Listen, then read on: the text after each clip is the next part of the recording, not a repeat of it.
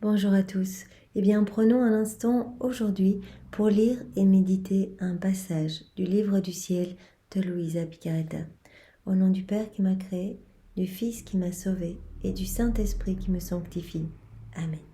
Jésus, je me plonge dans ta divine volonté, je m'unis à toi, je m'identifie à toi, je me consume en toi, je fusionne ma volonté dans la tienne et je te demande, Jésus, de venir t'établir dans mon âme.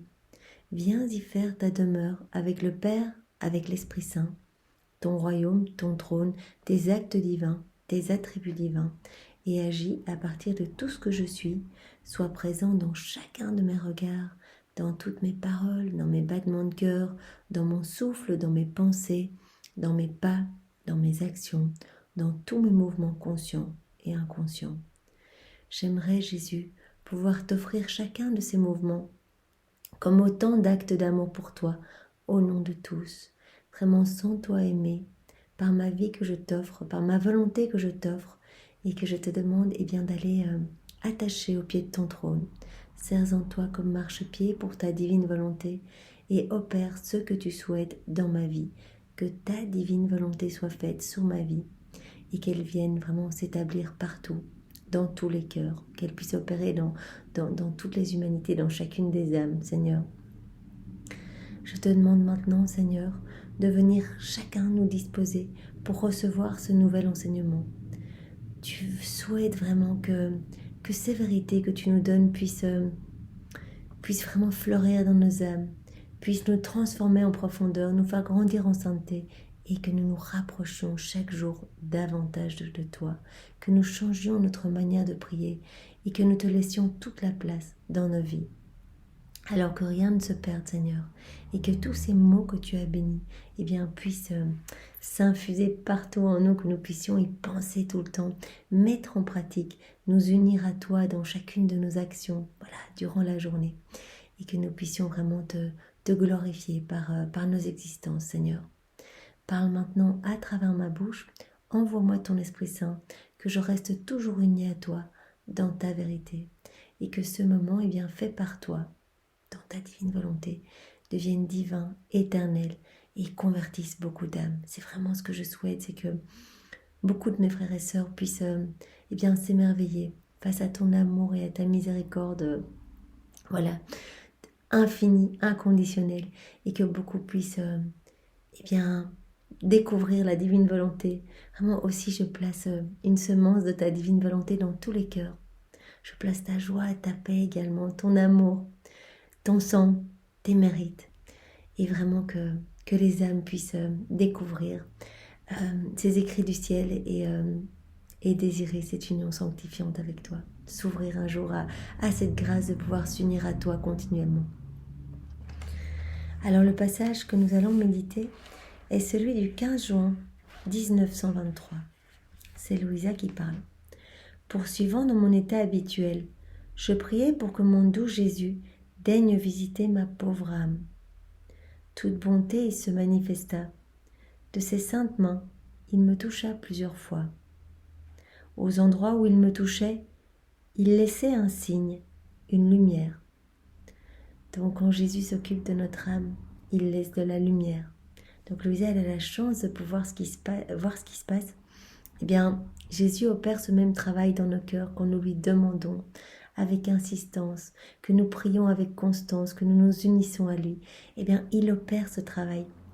C'est-à-dire qu'il va vraiment façonner notre âme, et à chaque toucher divin, il y a cette lumière qui rayonne dans nos vies. On va lui laisser de plus en plus de place, et ce grand dépouillement, c'est Jésus qui va l'opérer dans nos cœurs. Donc il va retirer tout ce qui résulte de nos volontés propres, tout ce qui est laid, tout ce qui est noirceur, ténèbres, pour vraiment se sentir bien en nous, pour vraiment faire de nos cœurs des tabernacles pour lui, des tabernacles de consolation et d'amour.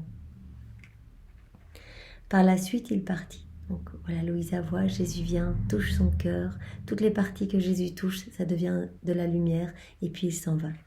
Alors mon premier confesseur, maintenant décédé, vint et me dit « Je veux toucher ces endroits où le Seigneur t'a touché. » Ne voulant pas vraiment, mais manquant de force pour m'objecter, je le lui permis. Lorsqu'il le fit, la lumière que Jésus avait laissée en me touchant se communiqua à lui. Donc c'est beau, en fait, Louisa voit un de ses anciens confesseurs qui est décédé, qui dit voilà, j'aimerais vraiment pouvoir bénéficier de cette lumière. Voilà, j'ai vu que Jésus a déposé de la lumière dans ton cœur. Je veux pouvoir eh bien, toucher ces endroits que Jésus a touchés pour pouvoir recevoir moi aussi de la lumière. Et donc Louisa l'autorise et donc il reçoit de la lumière en touchant l'âme de Louisa et les parties que Jésus a touchées. À chaque touche additionnelle, aux endroits où Jésus m'avait touché, la lumière l'envahissait davantage. Donc ça veut dire que la lumière de Jésus se transmet. On la reçoit et on doit la transmettre aux autres. J'étais étonnée et mon confesseur me dit « Le Seigneur m'a envoyé pour me récompenser des mérites acquis quand je venais à toi dans la charité. » Donc le Seigneur a dû dire à ce confesseur, voilà, toutes les fois où tu es venu peut-être sortir de son état de pétrification, Louisa, puisque voilà, Louisa, quand elle voyait Jésus, elle restait dans un état de pétrification et elle ne pouvait sortir de cet état que lorsqu'un prêtre lui faisait une croix sur le front. Et donc il y a beaucoup de prêtres qui sont venus par charité, voilà, pour réveiller Louisa et pour vraiment l'accompagner. Et donc le Seigneur remercie ce prêtre d'avoir donné tous ces moments pour Louisa et lui dit voilà, en guise de remerciement, je vais te remercier pour tous ces moments de charité où tu as accompagné Louisa et tu vas pouvoir aller bénéficier de la lumière qui émane de l'âme de Louisa, de son âme. Maintenant, cela se change pour moi en lumière d'éternelle gloire. Toute la lumière qu'il acquiert, eh bien, ça va vraiment être une lumière qu'il va garder éternellement, une lumière d'éternelle gloire. Ensuite, mon deuxième confesseur décédé lui aussi vint à son tour. Il me dit « Dis-moi ce que Jésus t'a dit. Je veux l'entendre, afin que la lumière de ces vérités se joigne à la lumière des nombreuses vérités dont Jésus t'a parlé de mon vivant et dont je fus alors imprégné. » Donc chaque vérité, ce qu'on comprend par ce passage, c'est que chaque vérité qui nous est donnée par Jésus est une lumière dans notre âme. Chaque vérité du livre du ciel, eh bien, est une semence qui va créer une béatitude dans le ciel, mais c'est une lumière qui déjà émane de notre âme et qui va toucher tous les cœurs, puisque cette lumière se déverse dans tous les cœurs. Et donc, ce confesseur décédé vient et dit, le Seigneur m'a autorisé à venir pour que je puisse eh bien, recevoir cette lumière de ton cœur. Cette lumière qui émane des vérités que Jésus t'a données. Et je vais joindre cette lumière à toutes les vérités qui ont déjà produit de la lumière dans mon cœur, tout ce que tu m'as déjà partagé de mon vivant. Je vais joindre cette nouvelle lumière à tout ce que j'ai déjà reçu par ce partage, tout ce que tu me disais sur les révélations de Jésus. Le Seigneur m'a envoyé recevoir une récompense pour les mérites que j'ai acquis en voulant entendre ces vérités de mon vivant. Jésus lui a dit, voilà, tout le temps que tu as passé à vouloir écouter ces vérités, quand Louisa te parlait, etc., de toutes ces vérités, cela a créé déjà cette lumière éternelle de gloire dans ton cœur. Eh bien, tu peux aller encore chercher de la lumière dans l'âme de Louisa, parce que je continue à lui donner des vérités. Si seulement tu savais ce que signifie entendre les vérités divines. Ça, c'est déjà magnifique. Quelqu'un qui est au ciel, qui vient dire à Louisa, si seulement tu savais eh bien, ce que c'est que d'entendre ces vérités. Là maintenant, nous sommes en train de méditer sur ces vérités, nous en parlons, nous entendons ce que Jésus nous dit. Eh bien, cela produit une lumière que nous allons garder éternellement. Après notre mort, eh bien, nous aurons toujours cette lumière d'éternelle gloire. Donc, c'est vraiment magnifique et c'est pour cela que nous devons être enthousiaste de continuer nos prières dans la divine volonté, de continuer à parler de la divine volonté, de continuer à lire les livres du ciel, parce que vraiment tout cela génère de magnifiques soleils dans nos cœurs. Même si on écoute, donc écouter un enseignement magnifique du Père Duthène, etc., que je vous conseille d'ailleurs, tout cela, illumine notre âme et crée ce nouveau ciel. À chaque fois, c'est un nouveau ciel dans notre cœur. Si tu savais ce que signifie entendre les vérités divines, quelle lumière fascinante elles contiennent. Les bienfaits du soleil sont éclipsés par les avantages que retire celui qui parle de ces vérités ou les écoute. Parler des vérités ou les écouter, c'est la même chose. Cela produit de la lumière. Donc nous tous maintenant, notre âme se gorge de lumière. Une lumière telle, éblouissante, éclatante, magnifique. Une lumière telle que les bienfaits du soleil sont éclipsés par rapport à une telle lumière. Donc le soleil qui est vie ici pour toute la nature, pour toute la création, eh bien tous les bienfaits du soleil s'est éclipsé par rapport à ce soleil, à cette lumière qui émane de notre aide quand nous écoutons les vérités du livre du ciel ou que nous en parlons. Donc chacun de vous, vous pouvez devenir ces joyeux témoins, parler des livres du ciel, parce que le Seigneur dit dans un autre passage, eh bien, je ressens la compagnie de vos paroles. Quand vous parlez de moi, de mes vérités, de ma divine volonté, il n'y a rien qui me glorifie plus. Et vraiment, j'entends directement ça. Je suis comme aimantée par votre cœur, en fait.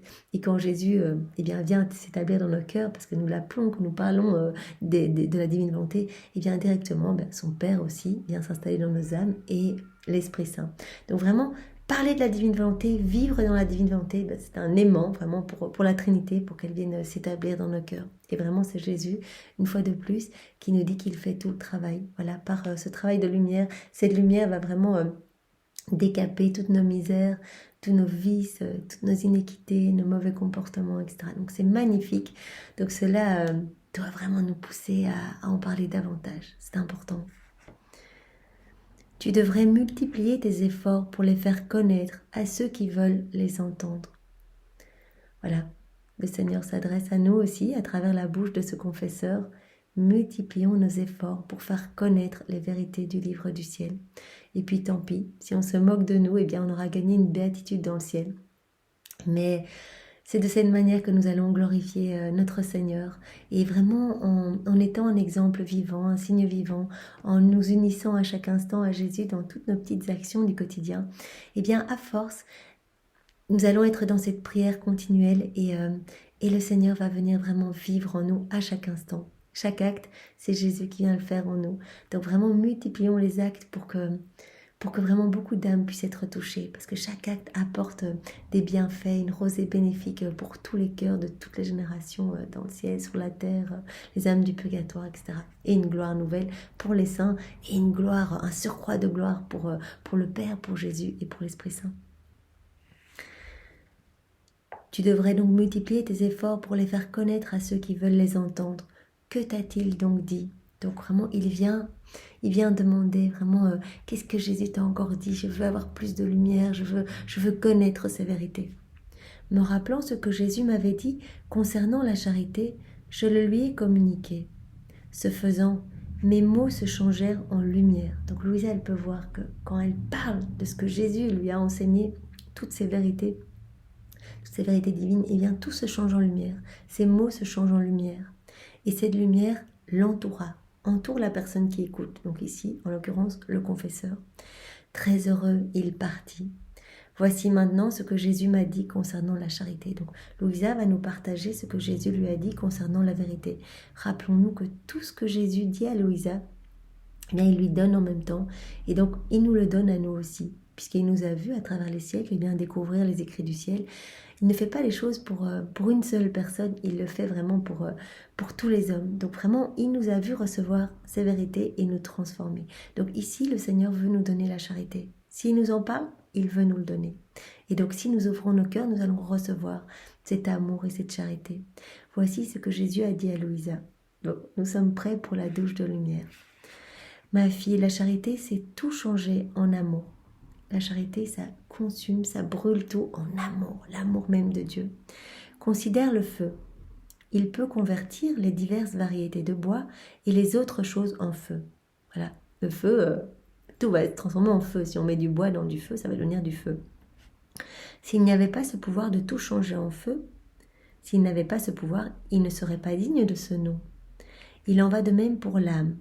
Si elle ne convertit pas tout en amour, les choses surnaturelles et les choses naturelles, les joies et les peines, et tout ce qui l'entoure, elle ne peut prétendre posséder la vraie charité.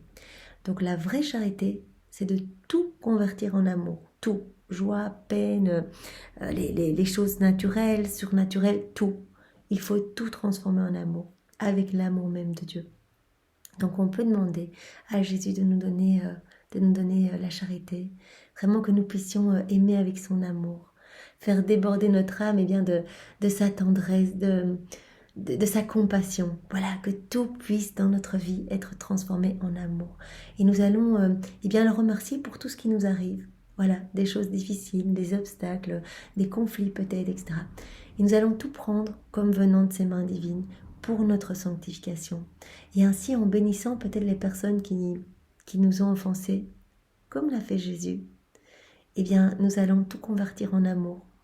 Voilà, en priant pour ces personnes qui peut-être ne nous aiment pas, eh bien, nous allons faire couler l'amour de Jésus dans leur cœur. Vraiment, nous pouvons les plonger dans le cœur de Jésus, nous pouvons les recouvrir de l'amour de Jésus, nous pouvons les recouvrir du sang de Jésus. Voilà, c'est une façon de tout convertir en amour, vraiment de tout prendre comme venant de Dieu et de remercier, d'être continuellement dans la louange et l'adoration, avec les louanges même de Jésus et les adorations même de Jésus. Donc le Seigneur veut nous donner aujourd'hui donc sa charité à lui, pour que nous puissions être des petites torches d'amour ici-bas, vraiment de son amour divin. Pendant qu'il disait cela, de nombreuses flammes s'échappèrent de son cœur et remplirent le ciel et la terre, puis s'unirent en une seule flamme. Donc tout cet amour qui brûle le cœur de Jésus se déverse sur les hommes et dans le ciel. Donc Louisa, elle peut voir ça. Au moment où il parle de l'amour, de la charité, que tout doit être consumé dans l'amour, eh bien Louisa, elle voit que du cœur de Jésus, il y a tous ces flots d'amour qui sortent pour vraiment toucher tous les hommes de toutes les générations.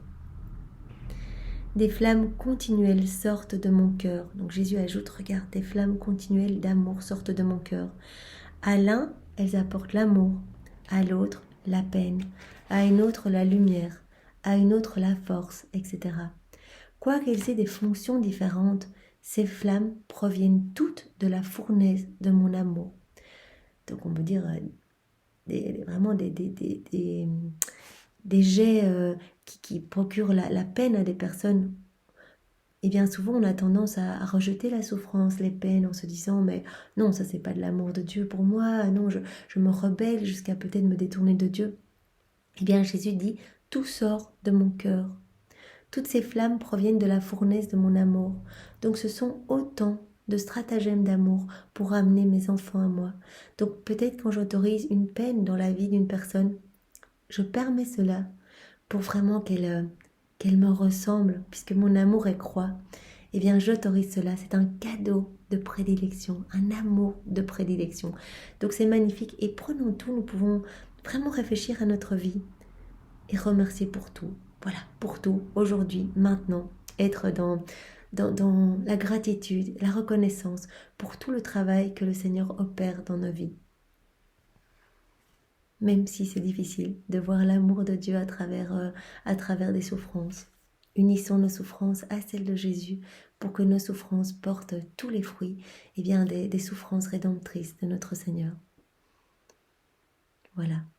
Ces flammes proviennent toutes de la fournaise de mon amour et leur principal objectif est de communiquer l'amour aux créatures. Donc c'est toujours l'amour. Tout ce qui est autorisé dans nos vies, une fois qu'on s'est abandonné entre les mains de Jésus, eh bien c'est toujours par amour pour nous. Ainsi, elles se fondent en une flamme unique. Il doit en être ainsi pour les créatures. Bien qu'elles fassent des choses différentes, leur but ultime doit être l'amour. Le Seigneur nous rappelle tous à notre but ultime, qui est d'aimer. En fait, on a été façonnés dans l'amour. Et le Seigneur nous demande de pouvoir laisser tout cet amour divin couler à travers nos regards, en nous unissant au regard de Jésus, à travers nos paroles, en laissant Jésus parler à travers notre bouche. Et bien que son amour puisse couler à travers chacune de nos pensées, à travers chacune de nos inspirations, que son amour puisse couler à travers nos battements de cœur, à travers notre souffle, à travers nos pas, à travers chacune de nos actions. Oui Seigneur, utilise-nous vraiment comme de bons instruments entre tes mains, des instruments de paix, d'amour et de miséricorde. Fais de nous ce qui te plaira pour que tes enfants puissent revenir à toi et se remplir de ton amour, Seigneur. Ainsi, leurs actions deviennent des petites flammes qui, unies ensemble, forment une grande flamme qui brûle tout et transforme tout en moi. Tiens, unis à Jésus, tout va être consumé, brûlé dans son amour. Autrement, ces créatures ne possèdent pas la vraie charité. Donc la vraie charité, c'est vraiment d'être tout le temps dans l'amour, en fait, de tout transformer en amour, tout ce que nous vivons, tout ce que nous faisons, tout ce que nous regardons, que tout soit amour. Et cela, nous est donné quand nous nous unissons à Jésus, parce que c'est lui, l'amour, qui va venir vivre en nous et distribuer, vraiment sa tendresse, son affection, ses grâces, ses bénédictions à travers notre humanité, sur tous nos frères et sœurs. Donc c'est vraiment magnifique et nous pouvons demander cette grâce d'un plus grand abandon. C'est difficile dans des situations, qui paraissent sombres, des situations de souffrance. Eh bien, demandons cette grâce de pouvoir vraiment tout accepter, de pouvoir souffrir par amour pour Jésus, de pouvoir vraiment, de pouvoir devenir vraiment des extensions de son humanité, qu'il puisse continuer à souffrir à travers nous pour que beaucoup d'hommes puissent être sauvés. Bien Seigneur, sois loué, béni et glorifié dans ta divine volonté, au nom de tous. Au nom du Père et du Fils et du Saint-Esprit. Amen. Soyez tous bénis et passez une belle après-midi dans la divine volonté de Jésus. Au revoir.